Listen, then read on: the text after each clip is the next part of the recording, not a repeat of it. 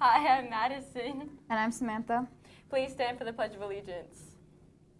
I pledge allegiance to the flag of the United States of America and to the republic for which it stands, one nation, under God, indivisible, with liberty and justice for all. Please remain standing for a moment of silence.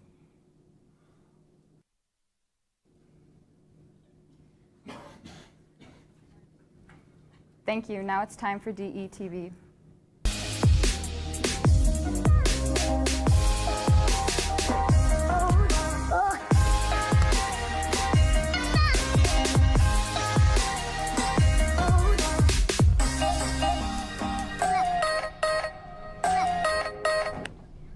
Coming up on today's show, the school play is now showing, and we have what you need to know. And we look at a possible government shutdown tomorrow. And of course, we will be looking at our upcoming sports games. Hello, Desert Edge. Today is Thursday, September 30th, 2021. I'm Jacob Patterson. And I'm Danielle Morales. Welcome to DETV, the voice of Desert Edge High School. We have a great show lined up for today. Banned Books Week continues, and so does our literary questions. What do you find in libraries? Stories. Whether true or fictional, libraries are full of them. Today's question is, what is the oldest story? And that's a tough one. I'll be thinking about it during the show. We will have the answer at the end of the show. Now let's move on to today's announcements. Cutting Edge Theater is currently showing their production, She Kills Monsters, today and tomorrow at 7 p.m.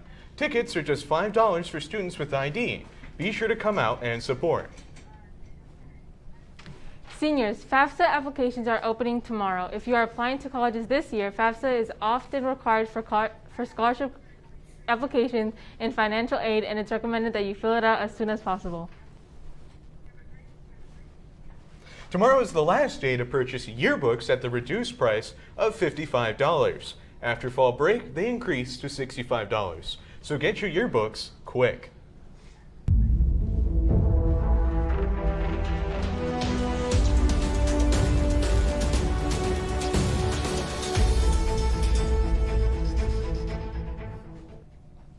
Now it's time to get updated on what's been going on in the world.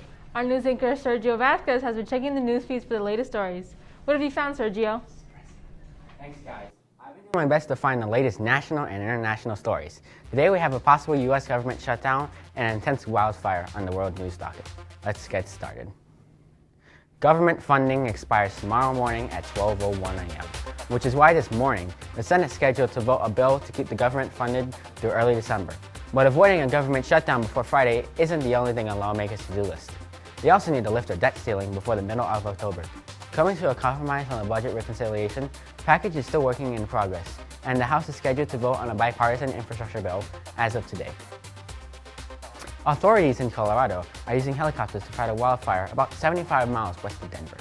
The ptarmigan fire started Monday and is still relatively small at only 100 acres. It has forced the evacuation of more than 600 residents, and 617 structures are being threatened and are worth $400 million.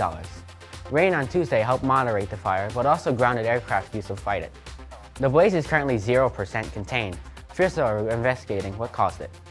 That's it for today. Take it away.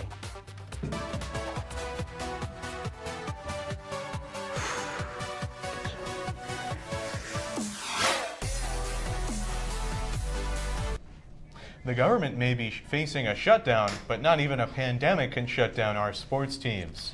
Gavin Brocious is in our Sports Center with more on that. What do you have for us, Gavin? Thanks, guys. Freshman football had an away game yesterday at Betty Fairfax. We won 44-18. Good job, youngins. Girls volleyball has a home game today. JV starts at 5 p.m. and varsity starts at 6 p.m. Best of luck to them. Swim has a meet at Paradise Honors today, starting at 4. Good luck to them, too. Batman plays at Centennial starting at 4 p.m. today. That's all I have. Good luck to everyone with the game today.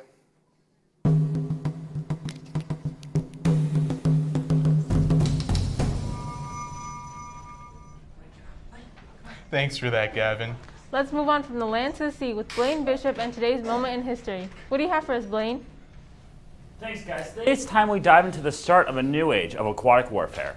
On September 30th, 1954, the first nuclear submarine would be commissioned. The Nautilus keel would be the first of its kind and the beginning of many more. And January 21st, 1954, Marmy Eisenhower broke a bottle of champagne across its bow as it launched in the Thomas River. That's all from me. Back to you. Thanks, Gavin. Well, you had some time to think about today's question of the day. The question was, what is the oldest story? And the answer is the Epic of Gilgamesh. This ancient epic was written in 2100 BC on clay tablets, but today you can find and read a translated version in just about any library.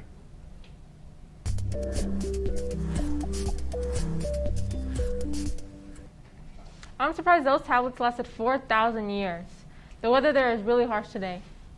But our weather this week is surprisingly chill, and Gavin Fair is in our weather center with more. What's going on, Gavin? Thanks, guys. Stories may only be about 4,000 years old, but weather's been around since the dawn of time. Let's get into it. Over here on the state map, if you look up at Flagstaff, we have the low of 36 today. That's very cold, with the high being a 60. Down in Phoenix, we have the low of 68 with the high of 87. And down at the bottom of the map, we have Tucson with the low of 62 with the high of 80. Ending off the map, we have Yuma with the low of 70 and the high of 94. Over here, we have today with the low of 64 and the high of 87. And for the rest of the week, we'll stay in the mid to high 60s for the low and the high being in the 90s. That's all for me, now back to you. That does it for today. Remember, you can send us requests, suggestions, story ideas, and announcements DETV2012@gmail.com. Until next time, I'm Jacob Patterson. And I'm Danielle Morales. Have a great day, Scorpions.